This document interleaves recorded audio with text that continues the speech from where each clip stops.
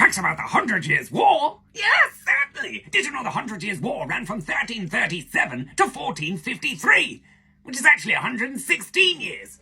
It's as poorly named as a never-ending story. Did you know the war was between the English and the French over the succession of the French throne? After Charles IV of France had died without a male heir, the French wanted his cousin Philip to take over, and he soon became King Philip VI of France. However, England's Edward III was Charles's last living male relative, and he soon decided to press his claim for the throne after King Philip VI decided to confiscate the Duchy of Guienne from the English, and this started the 100 Years' War.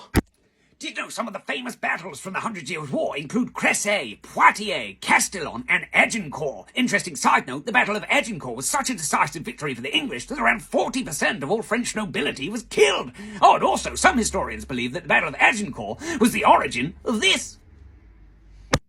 Did you know the English dominated the start of the war, putting their longbows to devastating use against the much larger forces of the French? They even managed to capture the French king, John II, at the Battle of Poitiers. They were even given the French crown.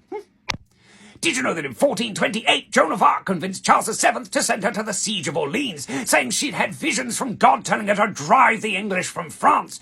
Joan joined the battle and helped them to a decisive victory, and even restored the French crown to France. She was later captured and burned at the stake, but until then, she was doing really well.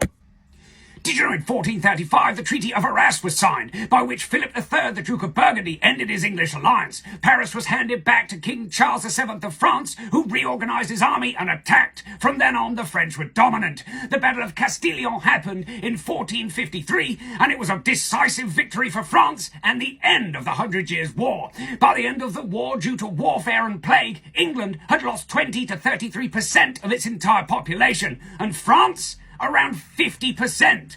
That is correct. During the 100 Years' War, France lost around 50% of its entire population due to war and plague. Jesus Christ.